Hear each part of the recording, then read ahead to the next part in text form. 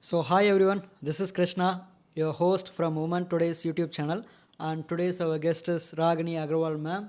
She is from Kolkata. Yes, we are in Kolkata, and she is a famous astrologer, Vastu consultant. So, I welcome you, Ragini Agrawal ma'am, to this Woman Today YouTube channel. So, hi, how are you, ma'am? Please introduce about yourself to the audience so that people will be able to know about the kind of professional works you're doing right now, ma'am.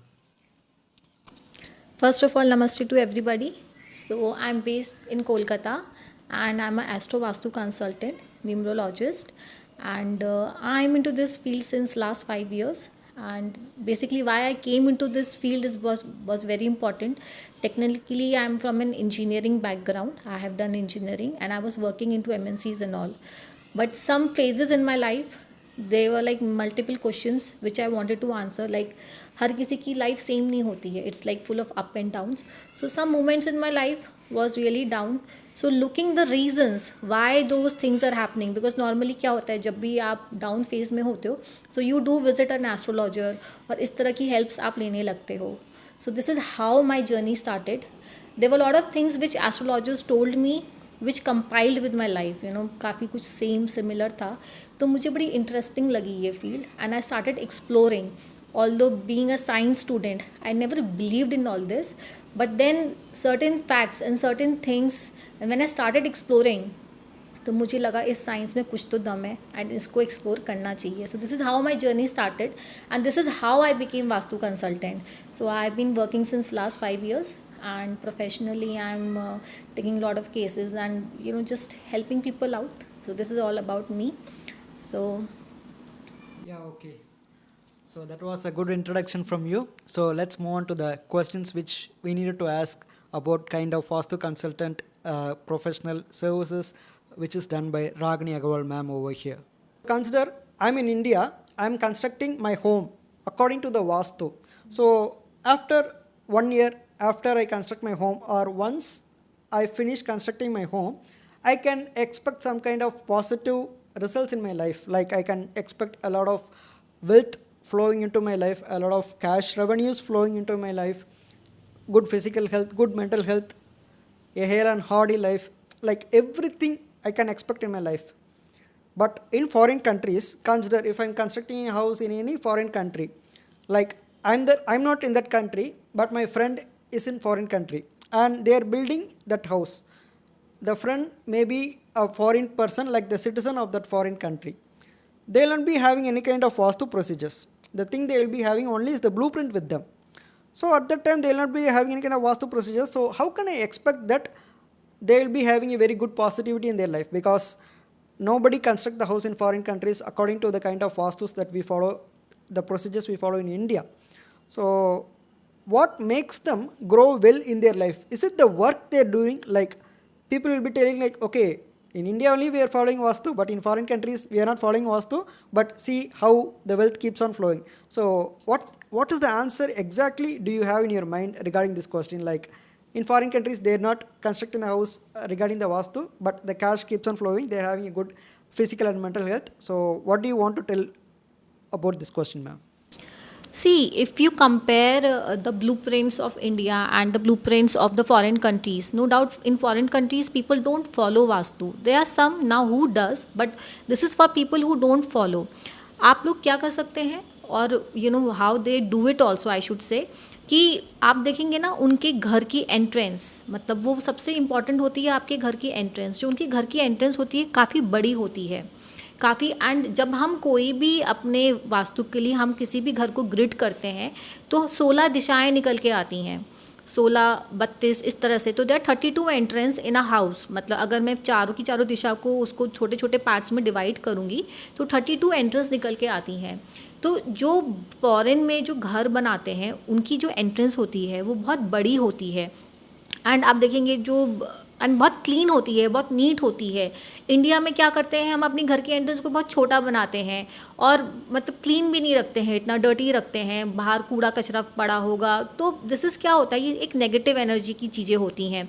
तो सबसे पहले तो अगर आप अपनी entrance बड़ी बना रहे हैं तो कोई ना कोई आपकी जो एलिमेंट आता है इस दिशा में बन जाता है कि आपकी जो नेगेटिव एंट्रेंस की जो होती है, जो हम वास्तु में बात करते हैं, आप उस चीज़ से बच जाते हैं। दूसरा, आप इस बात का बहुत ध्यान रखते हैं इन फॉरेन कंट्रीज़ कि आपका जो घर है उसमें नेचुरल लाइट का बहुत ज़्यादा प्रोविज़न हो। जब नेचुरल लाइट का प्रोविज़न होता है हमारे घर में तो काफ़ी वास्तु दोष हमारा। The thing is that you're telling the natural lights are coming into the building. So she's telling that if you see any kind of IT companies in India, they'll be having a lot of windows, transparent windows, with the help of which we can see what's happening around us. Like you take any constructions, like a tall buildings, like IT sectors, like you take any kind of modern airports, they'll be having a lot of windows over there, like glasses, mainly glasses. Because of these glasses, the sun rays are able to free flow into the offices, into the office buildings. So because of the free flow of the sun rays, the office building is getting some kind of positive energy. So that is what you're trying to tell, right, ma'am? Yeah. So because of this positive energies, so tell me, how does it impact? Work culture, have you thought about the work culture? यहाँ पे nominal जो Indians होते हैं वो अपने काम में कब से बैठते हैं? 11 बजे। मतलब if you are not into MNCs and all तो 11 बजे वहाँ का जो वर्क कल्चर होता है वो बहुत अर्ली स्टार्ट हो जाता है। People respect time. सी, ये टाइम इज़ ऑल्सो एनर्जी। जब आप अपने काम पे टाइमली बैठते हैं, you are taking that first rays of sun, जो नेचुरल लाइट होती है, आप उसमें काम करें, दैट गवर्न्स, वो आपके माइंड को एनर्जाइज करता है, आपकी वर्क टेबल को एनर्जाइज करता है, आपकी सराउंडिंग को एनर्जाइज करता है। अगर हम देखेंगे दोषों की, अगर हम वास्तु दोषों की बात करते हैं, उनके जो टॉयलेट्स होते हैं वो भी अलग होते हैं। The set of toilets are made separate. ज़रूरी नहीं है कि वो सारे टॉयलेट्स आपको हर एक केबिन के बाहर टॉयलेट्स मिलते हैं। बड़ी बड़ी एमएनसीज़ में आपके टॉयलेट्स भी बाहर होते हैं। अच्छा, अगर हम घरों की बात करते हैं तो आप देखेंगे, जैसे मैंने पहले भी बताया था, they follow a very strict regime कि टॉयलेट यूज़ करने के बाद वो लोग टॉयलेट को शट करेंगे, वो लोग कवर करके रखते हैं। So they are obstructing the bad energy का फ्लो। ये सब छोटी छोटी बातें हम इंडिया में कभी फॉलो नहीं करते हैं। हम टाइम को लेके एकदम अनपंक्चुअल रहते हैं, मतलब we do not follow time. कोई ना कोई चीज़ को लेके मतलब क्लटर्ड रहते हैं। हमारा mind is always full of clutter. हमेशा हम कुछ ना कुछ एक अलग थॉट प्रोसेस में घिरे हुए रहते हैं, कभी हाइजीन को नहीं इम्पोर्टेंस देते हैं। तो वास्तु दोष इसलिए हमारी जगह में बढ़ा हुआ है, उनकी जगह में इतना नहीं है। If you respect the energies, what time, the place, the surrounding, आप लाइट को ध्यान रख रहे हैं, आप टाइम को इम्पोर्टेंस दे रहे हैं, आप अपनी हेल्थ को इम्पोर्टेंस दे रहे हैं, आप अपनी हेल्थ के जो पंचभूताज हो रहे हैं, हम घर को क्यों इतना पॉजिटिव कर रहे हैं? Why? Because ultimately we want कि हमारा जो घर है हमको इम्पेक्ट करे, isn't it? We want that हम अच्छा सोचें, वी वांट कि हम अच्छा काम करें, वी वांट कि हमारी लाइफ प्रोग्रेस करे ना, वी वांट हम पैसा कमाएं। घर तो पैसा कमा के आपको नहीं देगा ना, आपकी थिंकिंग वैसी कर रहा है वो। जो आपका घर है वो आपकी थिंकिंग वैसी कर रहा है। तो इंडिया में people do not follow these norms. जो अब्रॉड में होता है, लोग सबसे पहले सुबह उठ के अपनी हेल्थ के बारे में सोचते हैं। The first thing is they will work for their body, they will work for their mind. अगर एक हेल्दी माइंड होगी, अगर एक हेल्दी सोल होगा, अगर एक हेल्दी ब्रेन होगा, तो ऑब्वियसली ना एक क्लटर्ड फ्री होगा, जिसकी एनर्जीज बहुत होगी। जो पंच तत्व, पंच एलिमेंट की जो मैं बात कर रही हूँ, 5 एलिमेंट्स, अगर उसके वो वेल नरिश्ड होंगे। 70% हमारी बॉडी एक वाटर से बनी हुई है, राइट, एंड 70% अर्थ भी वाटर है। अगर हमारी वाटर बैलेंस, जो बॉडी का जो हमारा वाटर बैलेंस होता है, अगर वो प्रॉपर होता है तो we work very very flawlessly, which Indians don't realise. इसलिए इंडिया में there are lot of blockages. घर में ब्लॉकेजेस हैं, आपकी बॉडी में ब्लॉकेजेस हैं, आपके माइंड में ब्लॉकेजेस हैं, which people do not face in abroad. इसलिए अगर आप बोलेंगे कि वहाँ पे क्यों वास्तु भी नहीं है एंड क्यों वो इतना ग्रो करते हैं, because look at the life style. वो अननोइंगली अपने सराउंडिंग्स को इतना क्लीन और इतना हाइजीनिक, इतना पॉजिटिव रखते हैं। साउंड थेरेपीज़ को यूज़ करते हैं, रेकीज़ को यूज़ करते हैं, हीलिंग्स को यूज़ करते हैं।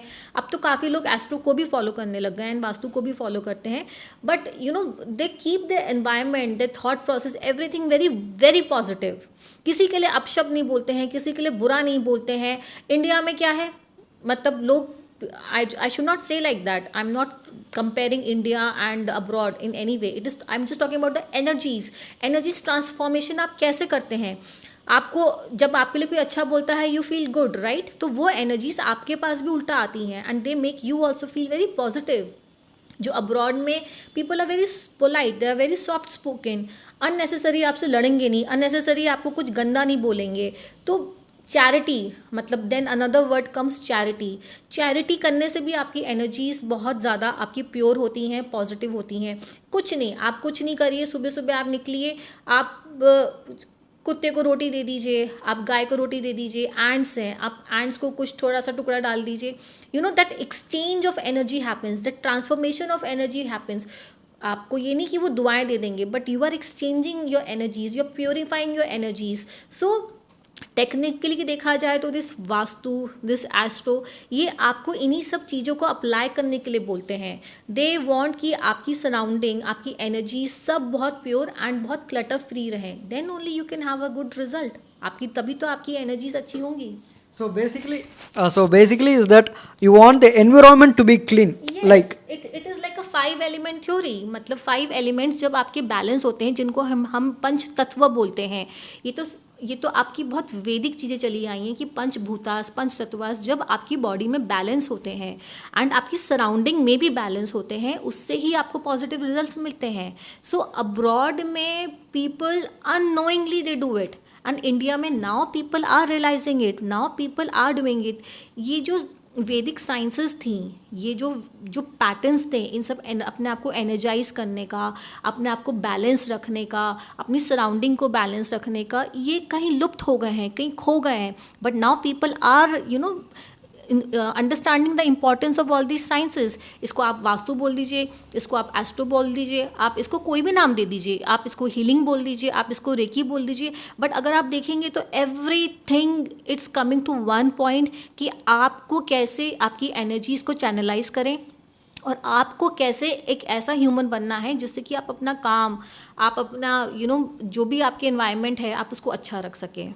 the thing is that revolving the same fact, Swachh Bharat, like we in the government also tells us to make a clean environment. So basically the foreign countries, what they do is they maintain the environment very clean, like they have many greeneries around them, they just do some good kind of positivities also just impact our life. Like ma'am used to tell us that we should always feed the one who are very like hungry, we should always help the one. So these kind of positive things also make a lot of impact in our vastu culture. So that's what you're trying to tell, right ma'am? Yes. So tell me ma'am, if you want to construct a 2-floor building or a 40-floor building, so maybe it's in a house or maybe it's some kind of office buildings, so what is the common color would you recommend the people to build for their office buildings or for their home, so in order to match with the vastu and in order to make them grow successful in their life ma'am?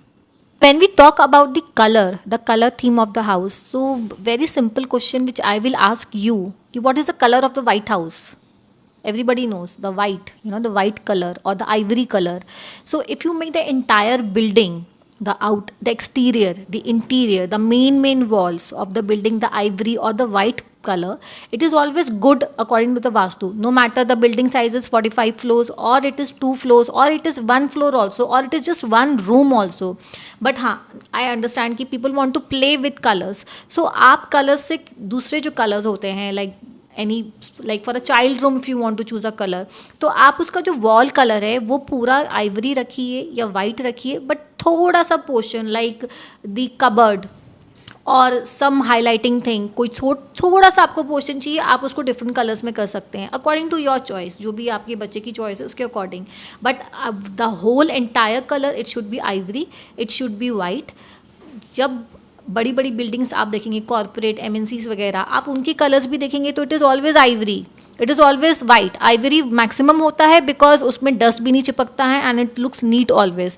And white is also good, आप white भी कर सकते हैं. So these are the 2 colours which I would say कि जो maximum आपको use करना है. एंड लिमिट में अगर आपको कोई भी कलर यूज़ करना है, सो जैसे अब अगर मैं जोन्स की बात करूँ या मैं डायरेक्शंस की बात करूँ, तो जैसे फायर, हम पर्टिकुलरली फायर को साउथ जोन से डिनोट करते हैं और लाइक साउथ ईस्ट हो गया, साउथ हो गया. तो अगर उस जोन में आपका आ रहा है तो आई वुड सजेस्ट टू कि आप वहाँ पे कोई ब्लू कलर मत यूज़ करिए बहुत ज़्यादा.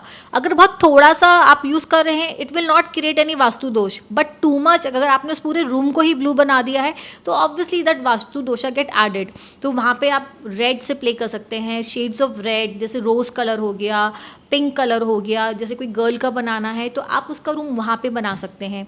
फिर अगर आप बॉयज़ की बात करेंगे, अगर ब्लू कलर आपको यूज़ करना है एंड बहुत ज़्यादा प्रपोर्शन में यूज़ करना है, तो आई वुड से नॉर्थ डायरेक्शन, जैसे नॉर्थ ईस्ट, नॉर्थ, तो आप वहाँ पे उसका रूम बना सकते हैं. वहाँ पे आप वो सब कलर्स को बहुत ज़्यादा करके यूज़ कर सकते हैं, शेड्स ऑफ ब्लू. फिर अगर आपको ग्रे के शेड्स यूज़ करने हैं या फिर मैं कहूँगी येलो के शेड्स आपको यूज़ करने हैं, so I would say south west, west directions, वो सब जोन्स में आप यूज़ कर सकते हैं. बट कुछ भी थोड़ा सा यूज़ करना, it is never creating a vastu दोष. अगर बहुत ज़्यादा आप उस चीज़ को यूज़ करते हैं, which I would not even recommend you to use. Why? Because imagine आप अपने बच्चे को, आप पूरे ब्लू रूम में अपने बच्चे को बिठा दें या पूरे पिंक रूम में आप अपने बच्चे को बिठा दें. Will it give a good energy to the child? अगर पिंक रूम होगा, it will add more of fireness to the child. उसको बहुत अग्रेसिव बना देगा. फिर आप बोलेंगे कि हमारा बच्चा इतना back answers.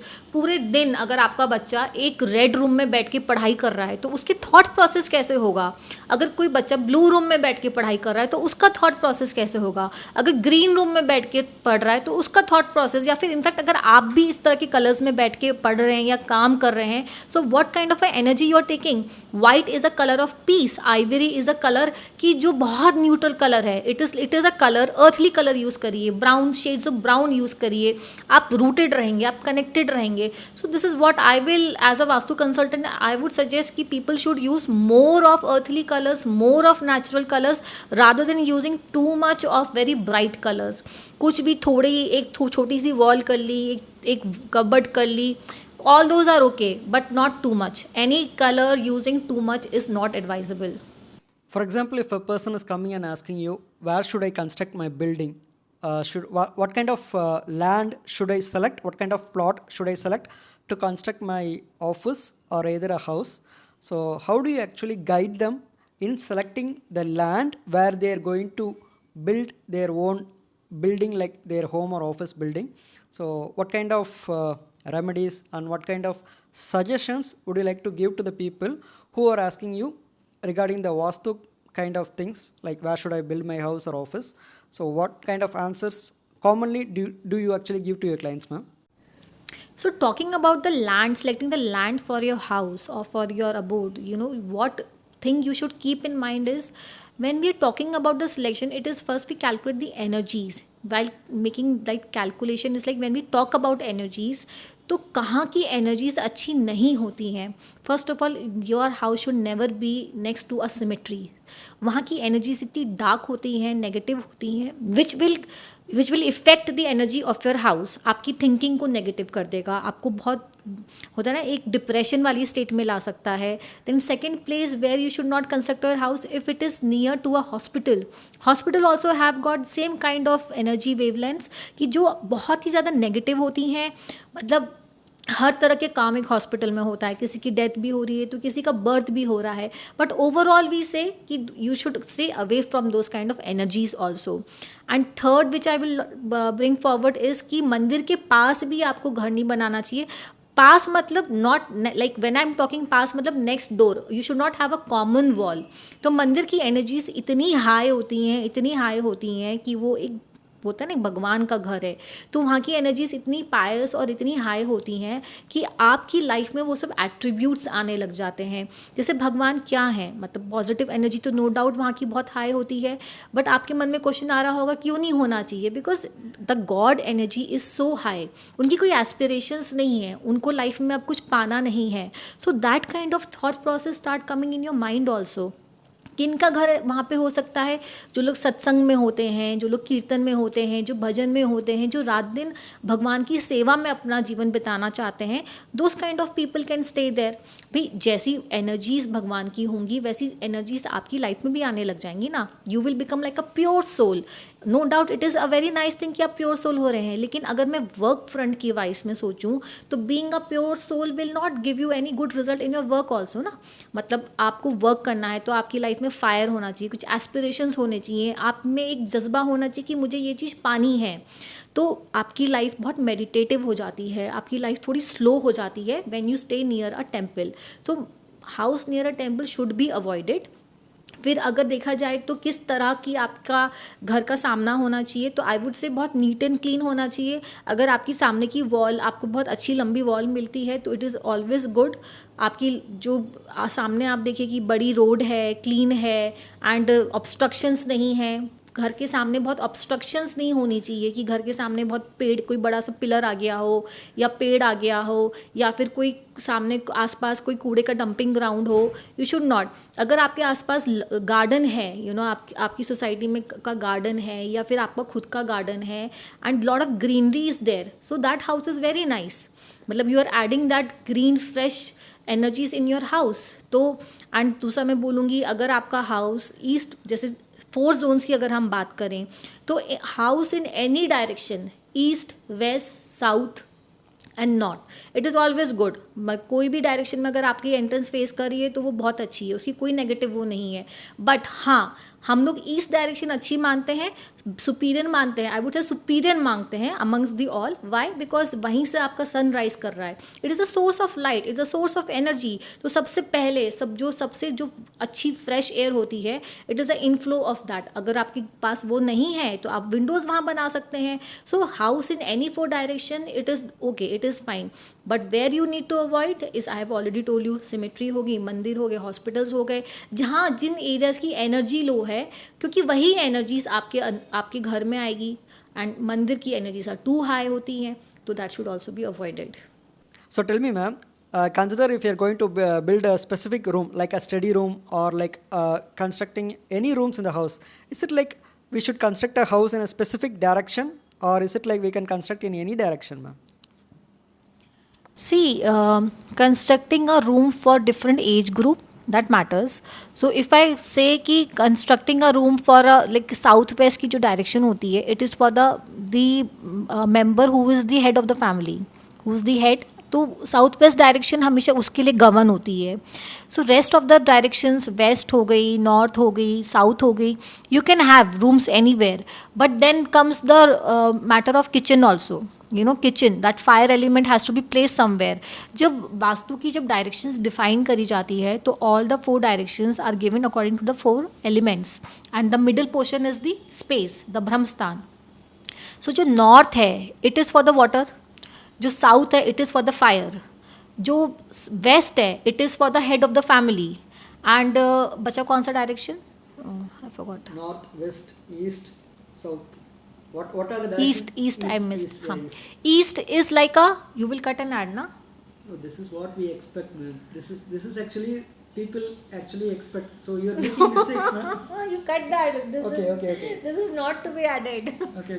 Yeah, okay. No problem. I'm starting from, and the 4th direction is east. Okay, So you start east. from the first one because you should have left many things. Okay. You start from the first. North. First. North, south, east. Okay. So when we are planning, so it is like 4 directions we take into consideration. So there are 4 directions main: north, east, south, west. North is for water, east is for your all greenery and all, then south is for your fire, and west is for your earth element. So when we plan a room, so fire has to go in the south direction, so you plan your kitchen over there. Then north is like the water element, so water means flow, water means motion. So whoever person is the earning member in your family, like जो कमाने वाले जो लोग होते हैं, that person should have a room in the north direction. Why? Because north is your mind and it tells you कि कहाँ आपको इन्वेस्टमेंट करनी चाहिए, कहाँ कौन सी अपॉर्चुनिटीज़ आपको मिलेगी, कहाँ पे आपको गेन मिलेगा.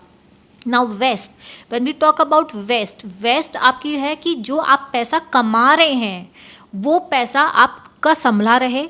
You know, you can have a wealth and you can have like gains. It's a place of gains. तो जो हेड ऑफ द फैमिली होते हैं, जो बुजुर्ग हो जाते हैं, तो आप उनका रूम वहाँ पे, बिकॉज वही है ना जो हमारे पैसे को संभाल के रखेंगे. बड़े लोग होते हैं, अगर हम अपना पैसा उनके हाथ में देते हैं तो उसमें बरकत भी आती है एंड वो पैसा ग्रो भी करता है. So west is direction for the head of the family. अब जो ईस्ट डायरेक्शंस हो गई, ईस्ट क्या डायरेक्शन होती है? Full of greenery, full of चहल पहल, full of energy. East is the direction of energy, greenery, liveliness. तो बच्चे के रूम आप उस डायरेक्शन में कर सकते हैं. ऑल द किड्स, जो बच्चे होते हैं उनके रूम उस डायरेक्शन में हो सकते हैं. अगर बच्चे का आप नहीं बनाना चाहते हैं, डू नॉट, आप अपना लिविंग एरिया, लिविंग प्लेस वहाँ पे डिसाइड कर सकते हैं. सो this is how the 4 directions accordingly हम लोग अपना घर का प्लेसमेंट कर सकते हैं. बट हाँ, अगर आप फायर की जोन में किसी पर्सन को सुला दें, या सब्जी नॉर्थ जोन में आप एल्डर को सुला दें, तो ऐसा नहीं है कि वहाँ पे कुछ बहुत मेजर उनकी लाइफ में कुछ डैमेज हो जाएगा. उस तरह की ग्रोथ नहीं मिलेगी, but at the same time कुछ डैमेज नहीं होने वाला है. सो ये मत सोचिए कि वास्तु में कर रहा हूँ तो मुझे उस पर्टिकुलर थॉट प्रोसेस के साथ ही रहना है कि अरे नहीं नहीं नहीं नहीं नहीं, मेरा रूम तो नॉर्थ में ही होना चाहिए because I am the earning member. अगर होगा तो इट इज़ नाइस, अगर नहीं है तो you are not at a loss.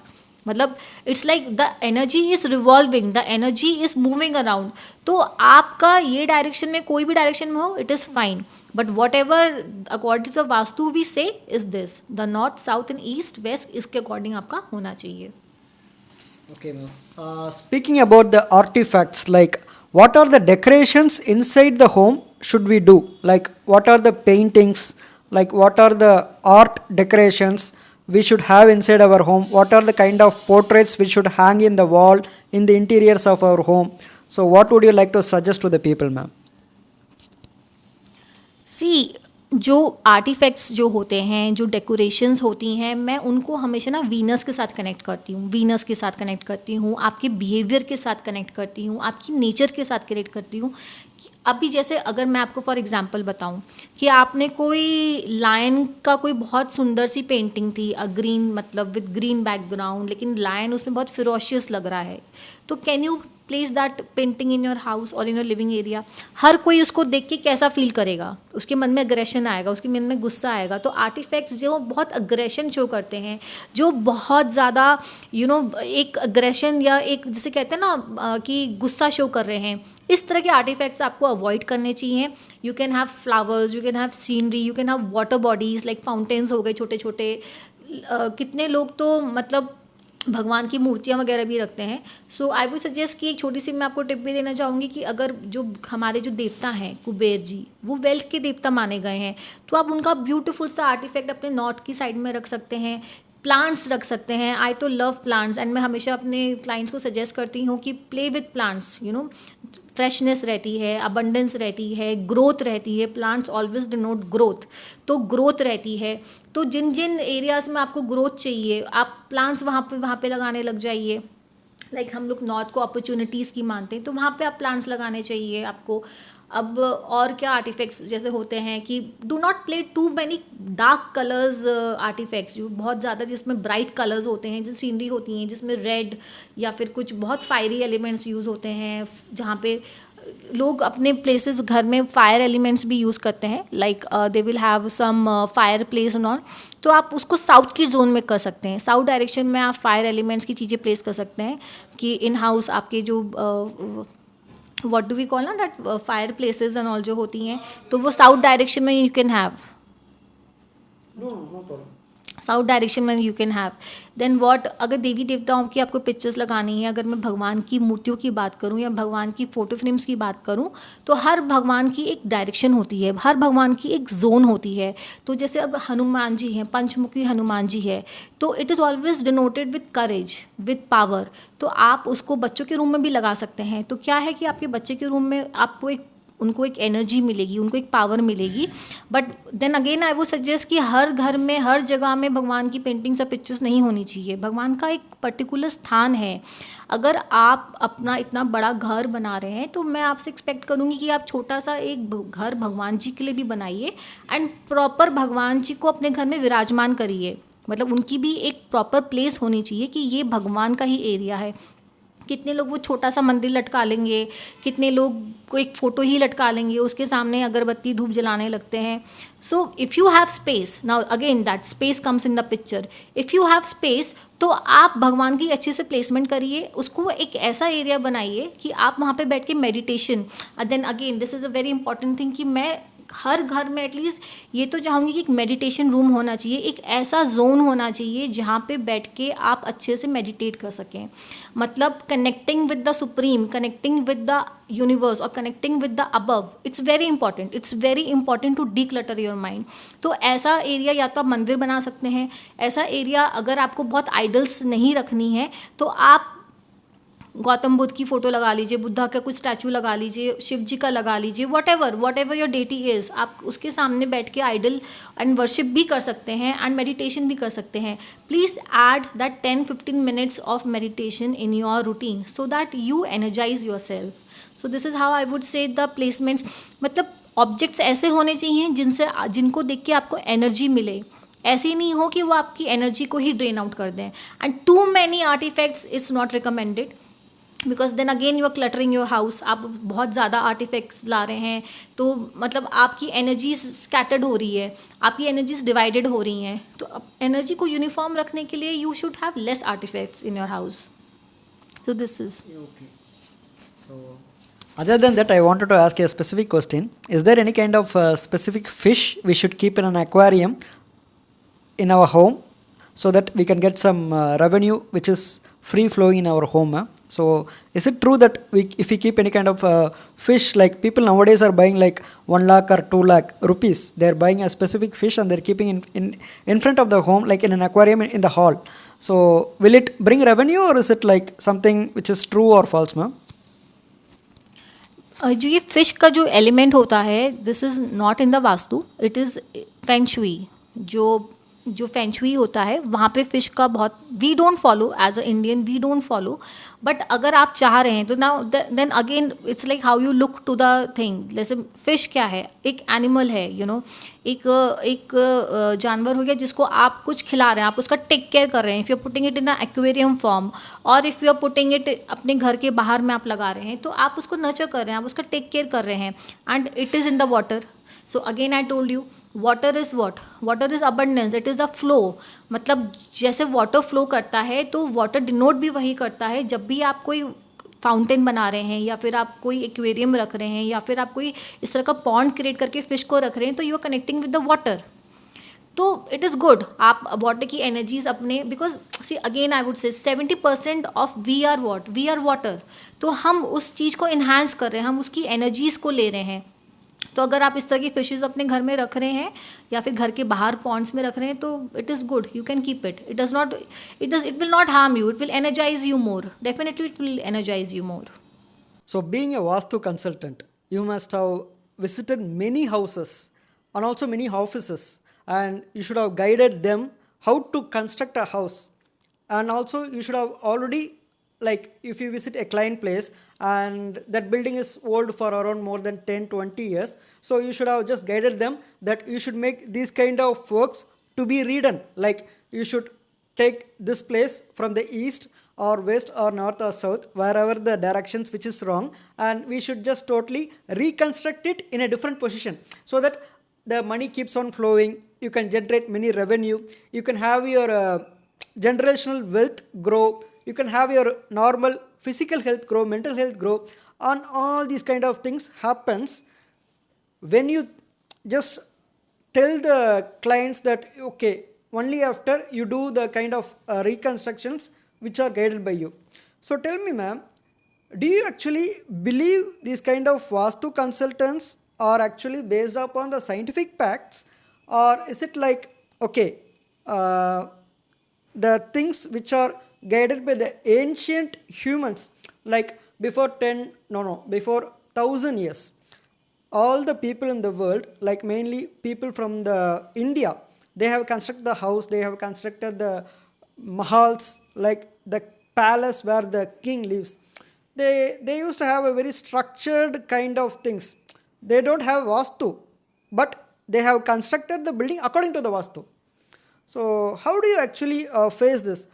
Do you have any kind of scientific facts behind it, or is it like only based upon the things which are told by your ancestors? I'm asking whether you have any kind of scientific proof, or is it like okay, our ancestors told, so we are following it, and because of this you are having a good result. So how do you actually explain yourself that the Vastu consultant professional is very much needed to the modern society, and also how do you explain the citizens that your Vastu consultant is based upon the scientific facts and not only based upon the answers which is given by the ancestors of your family or any kind of humans in this world, ma'am? So this science, this Vastu, it's a very old science. You know, Brihad Samhita, if you have heard about it, it was like 6th century, dated 6th century back. सुलभ सूत्रास, उसमें भी इसका उल्लेख किया गया है. बहुत ऋषि मुनि रहे हैं, गुरुज रहे हैं, जो राजा महाराजाओं के जो पैलेस थे इसी कॉन्सेप्ट से बनाए जाते थे. What is vastu? पहले इसको वास्तु को डिकोड करते कि वास्तु क्या है. वास्तु कुछ नहीं है, it is all energies. 5 element theory है. हमारी जो बॉडी है, हमारी जो सराउंडिंग है, it is all made of 5 elements. 5 elements आपके क्या होते हैं? बेसिक एयर, वाटर, स्पेस आपकी जो meditation, the above, you know, the universe, the higher space, that is called space. With earth मतलब आपकी soil, and then fire. कोई भी इंसान है, कोई भी सराउंडिंग है, उसमें इसका 5 तत्वों का जो 5 एलिमेंट्स है उसका बैलेंस होना बहुत ज़रूरी है. This is all vastu wise. आप इसको हीलिंग से अचीव कर सकते हैं if it's an human body. आजकल बहुत रेकी हीलिंग्स इस तरह के प्रोसेस होते हैं. But when it comes to house और when it comes to your office और एनी काइंड ऑफ बिल्डिंग, तो उसका आप ट्रीटमेंट कैसे करेंगे? That is done according to vastu. अब दूसरा क्वेश्चन ये अराइज आता है, लोग बहुत इस बात को भी लेके कंफ्यूज होते हैं कि घर में 10 तरह के लोग रह रहे हैं, हर किसी का वास्तु तो सेम नहीं है. कोई सक्सेसफुल है, कोई सक्सेसफुल नहीं है, किसी को मेडिकल इश्यूज़ हैं, किसी को मेडिकल इश्यूज़ नहीं है. तो उसका आंसर ये होता है, इसके साथ हम और एक साइंस को ऐड करते हैं विच इज़ एस्ट्रो. सो आपके एस्ट्रो चार्ट एंड वास्तु को हम कंबाइन करके आपकी जो बिल्डिंग्स होती हैं, जो हाउसेस होते हैं, उसको करेक्ट करते हैं. Now the second question is why it is important, why it is necessary.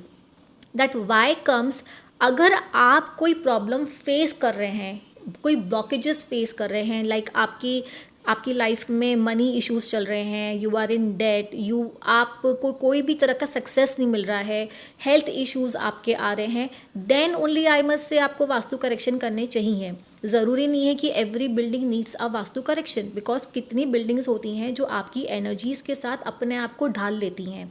You know, they work according to your energies. Everything is energy. जैसे साइंस में कहा भी जाता है कि energy can neither be created not destroyed, it changes it form. तो ऐसे ही आपकी एनर्जी और आपके घर की या फिर आपके ऑफिस की एनर्जी जब वो एक होती हैं, then only you will get good result. So this is the entire concept of Vastu begin. ये घर की तोड़ फोड़ करना, टेप्स लगाना, स्ट्रिप्स लगाना, you know, this is part of vastu correction I will say. लेकिन आजकल तो जो मॉडर्न वास्तु हो गया है, पहले जो वैदिक वास्तु होता था, लेट्स अंडरस्टैंड व्हाट वाज वैदिक वास्तु. जो वैदिक वास्तु होता था वो आपका घर ही इस तरीके से कंस्ट्रक्ट करवाते थे कि उसमें आपको कोई वास्तु दोष होता ही नहीं था. जैसे अगर हम ब्रह्म स्थान की बात करें, तो जो बड़े बड़े घर होते थे पहले, वहाँ पे एयर को बहुत मतलब होता ना महत्व दिया जाता था. विंडोज़ होती थी, बड़े बड़े गलियारे होते थे, बड़े बड़े वरांडा होते थे. आप देखेंगे हर एक कमरे में अच्छी रोशनी होती थी. जब आप नेचर से कनेक्ट कर रहे हैं, बड़े बड़े लॉन होते थे, लोग घर से बाहर निकलते थे, खेती करते थे.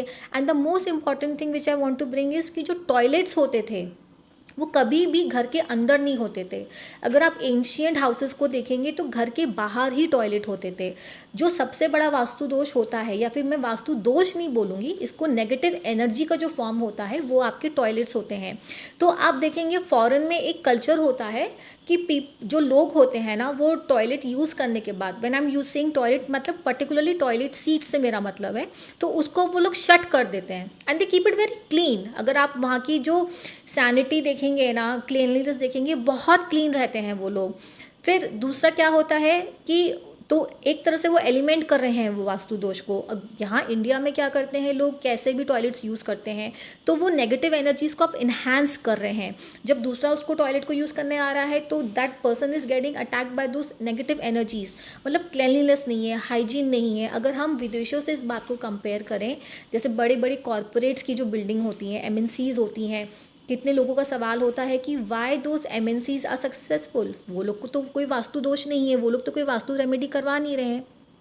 कभी आपने उन एमएनसीज का स्ट्रक्चर देखा है?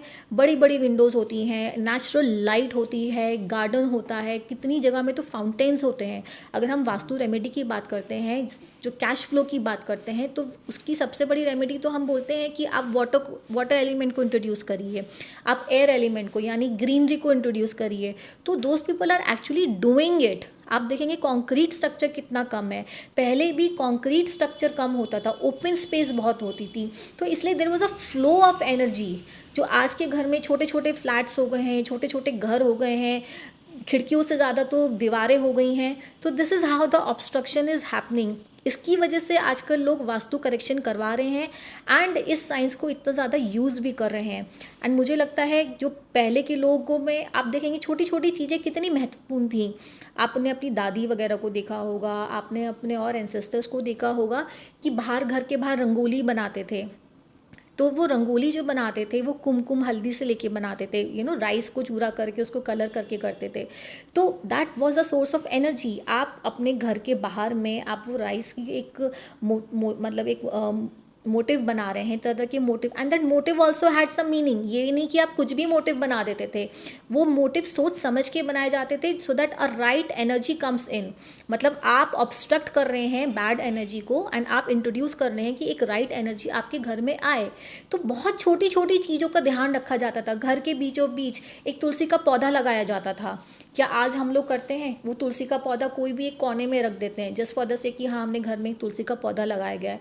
उसका एक महत्वपूर्ण होता था कि उसकी सराउंडिंग में जो एयर थी वो उसको प्योरीफाई करता था, उसको वो क्लीन करता रहता था।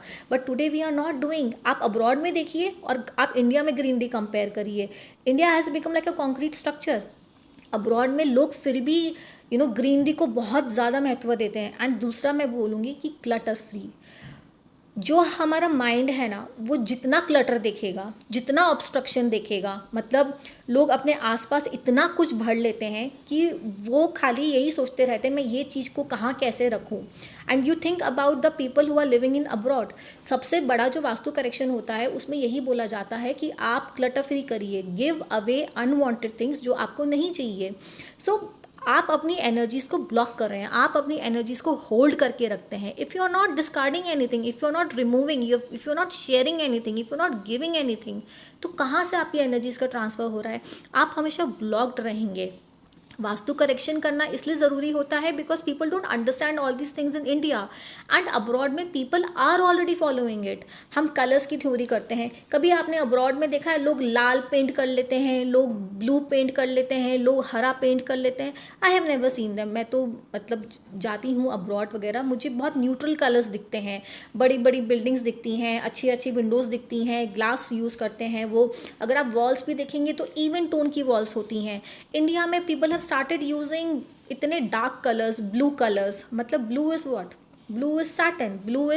ब्लू एक इतना बड़ा और इतना ज़्यादा डार्क कलर होता है कि इट इम्पैक्ट। अगर किसी इंसान को आप बोल दो कि एक ब्लू रूम में आप रहने लग जाइए, एक रेड रूम में आप रहने लग जाइए, थिंक अबाउट द माइंड, उसका माइंड कैसे करेगा? So vastu is this only. We vastu consultant tell कि आपको ये सब कलर्स यूज़ नहीं करने चाहिए। जितना आप अर्थली कलर यूज़ करेंगे, जितना आप मोनोटोन कलर्स यूज़ करेंगे like the beige colour, the Ivory colour अपनी वॉल्स पे, फर्नीचर में आप ब्राउन यूज़ करेंगे, उतना ही आप नेचर से कनेक्टेड रहेंगे, उतना ही आप अपने दिमाग को क्लीन रख सकेंगे, उतना ही आपकी एनर्जीज़ का अच्छा फ्लो होगा।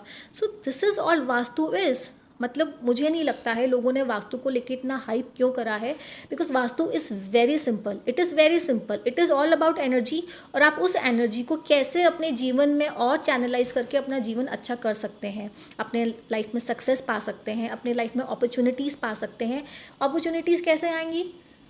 जब आप अपने आप को क्लटर फ्री करेंगे, अपनी सराउंडिंग्स को क्लटर फ्री करेंगे। कुछ भी नहीं, एक छोटा सा आप एक फाउंटेन का नॉर्थ की डायरेक्शन में रख दीजिए, वो that sound of water, that waves, जो उसका जो साउंड होगा वो आपके mind, this is all sound energy, वो आपके दिमाग में अच्छी अच्छी वाइब्रेशंस पैदा करेगा, आपको थिंकिंग के प्रोसेस में डालेगा। So this is how the Vastu corrections are done. Ma'am, so being a Vastu consultant, we know what happens when people come and consult you and get remedies from you being a Vastu consultant. The thing is that what if people do not follow Vastu, and what if they not come and visit you? So what will happen in their life if they do not follow Vastu procedures in their home or office buildings, ma'am? It's a very nice question actually. Ki what will happen to those people who does not imply Vastu for their home or for any place? See, nothing will happen. Vastu science क्या होती है, astrology क्या होती है, numerology क्या होती है. There are two ways to reaching to some place. Like you will switch on Google, it will show you multiple ways, but you always wants to take a shortest route to reach to some place, right? This is a human tendency. We do not want too much obstacles in our life. Want to have a smooth journey basically. सो ये जो sciences हैं ये हमें इसीलिए help करती हैं. लेकिन रास्ते में तो कोई भी आप जाएंगे, मंजिल में पहुंचेंगे. तो if you are not implying all this in your life और in fact in your house, nothing will happen. बस ये होगा कि आपका थोड़ा सक्सेस थोड़ा स्लो हो जाएगा, या फिर आपकी जो ग्रोथ होगी वो it will take little longer time. बट ऐसा कुछ नहीं होगा कि आपकी लाइफ में कुछ बहुत मेजर कुछ चेंजेस आ जाएंगे, या फिर आप डाउन चले जाएंगे, या फिर आपके सर पे पहाड़ टूट जाएगा. No no no no, nothing such will happen. And second, जो मैं एक आइडियोलॉजी में जो बिलीव करती हूँ is your karmas. The karmas are supreme, they are the pradhan. हम कुछ भी जो हमें मिलता है अपनी लाइफ में, जो ऑब्स्टिकल्स हो गए, या ग्रोथ हो गई, या अबंडेंस हो गई, या पैसा हो गया, या ये लाइफ हो गई, it is because of the जो कर्मास हमने प्रीवियस लाइफ में इकट्ठे किए हैं. So what I follow is कि इंसान को अपने कर्मास पे ज़्यादा फोकस रखना चाहिए, उन्हें अपने कर्मास को अच्छे करने चाहिए. हो सके तो यू शुड शेयर, आपको चैरिटी करनी चाहिए. The 10% of your earning should always be for the charity, for the donations, for the helping and upliftment of the society. जो कि आपसे लो है, आप उसको जानवरों के फॉर्म में यूज़ कर सकते हैं, आप किसी की एजुकेशन के लिए फ़ंड कर सकते हैं. आप मतलब लाइफ में अगर आपको चांस मिले तो आई वुड टेल कि आप किसी की एजुकेशन फ़ंड कर दीजिए, किसी ऐसे को पढ़ा दीजिए जो कि लाइफ में बहुत चेंजेस अपने आप ही ले आएगा. राइट. अगर आप वास्तु नहीं कर रहे हैं तो बहुत कुछ आपकी लाइफ में रॉन्ग नहीं हो रहा है. Do not get into that fear कि मैंने अपना वास्तु नहीं करवाया है तो मेरी लाइफ में ये सब हो रहा है. नो, इट इज़ लाइक कि आप थोड़े स्लो हो जाएंगे, रिजल्ट तो आपको भी मिलेगा, लाइफ में ग्रोथ आपकी भी होगी, but it will be little a longer process. That's it. But what is important is doing the right karmas. So I would always believe in this theory कि right karma is very important in a human life, क्योंकि ये हमारे हाथ में होते हैं. हमारे हाथ में हमारा पास्ट नहीं है, हमारे हाथ में हमारा फ्यूचर नहीं है. What is in a hand is a present, and what we can do a present actually defines a future. अगर आप प्रेजेंट में अच्छे काम करेंगे, गुड चीज़ करेंगे, अपॉर्चुनिटीज़ ऑटोमेटिकली आपके पास आएंगे. अगर आप हार्ड वर्क करेंगे then opportunity will open the door for you. अगर आप किसी को हेल्प करेंगे तो some day anybody will reciprocate, कोई आपको भी हेल्प करेगा. So this is the ideology I follow.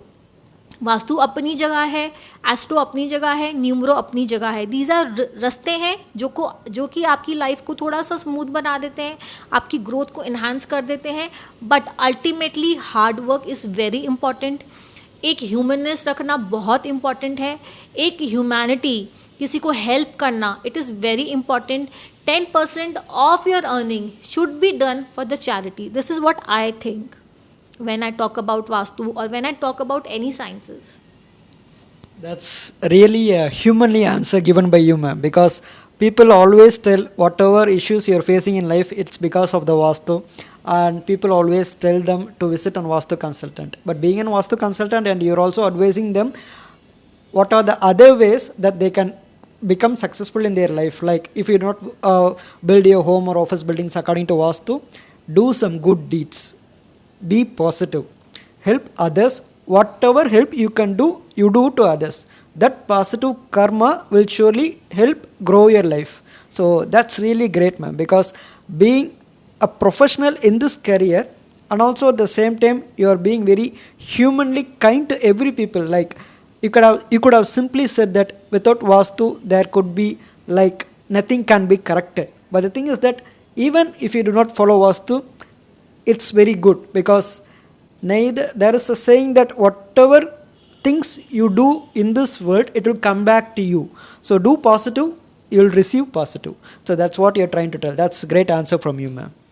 Tell me, ma'am, what are your future ventures in your business? So how do you want to develop your business in the future? And also at the same time, via this interview, what kind of message would you like to pass to the people in this world, whoever watches this interview right now, ma'am? So, if I talk about business, like more than business, it is an awareness program because people are associating Vastu with fear. You know, there are a lot of channels, lot of podcasts, even I do here, where people are trying to glorify Vastu in such a manner that they're adding fear in people's life. अगर आपने वास्तु नहीं करवाया तो आपकी whole life खराब है, मतलब आप यूजलेस है. So this is a kind of awareness. For this I'm trying to conduct seminars and all. But though I would suggest कि वास्तु में कुछ कुछ चीज़ें बहुत important होती हैं and they're very small which a person should apply in their life and बहुत budget friendly भी होती है. So you should apply, but at the same time that fear angle should not be there. And honestly speaking कि वो सब कुछ demolish नहीं करना पड़ता है आपको, कुछ आपको तोड़ फोड़ नहीं करनी पड़ती है. Those are very simple things which आप अपनी डे टू डे लाइफ में भी ऐड ऑन कर सकते हैं, अपने घर में कुछ कुछ कर सकते हैं, स्मॉल स्मॉल चेंजेस. तो उनका अवेयरनेस होना लोगों को बहुत ज़रूरी है. You know, every thing should not be connected with fear. अगर हमारा माइंड फियर से अटैच्ड होगा सो हमारी ग्रोथ कैसे होगी. फर्स्ट ऑफ ऑल कोई भी एनर्जी को उसका एक्सचेंज होने के लिए your mind has to be free. Your mind should be in a accepting mode. अगर आप डर के मारे कोई भी काम करवा रहे हैं सो उसका आपको रिजल्ट वैसे भी नहीं मिलना है. तो उसको आपको पहले एक्सेप्टेंस होनी चाहिए. दैट एनर्जी को आपको एक अचीविंग मोड में होना चाहिए. तभी तो वो एनर्जी जब ट्रांसमिट होगी आप उसको रिसीव कर पाएंगे ना.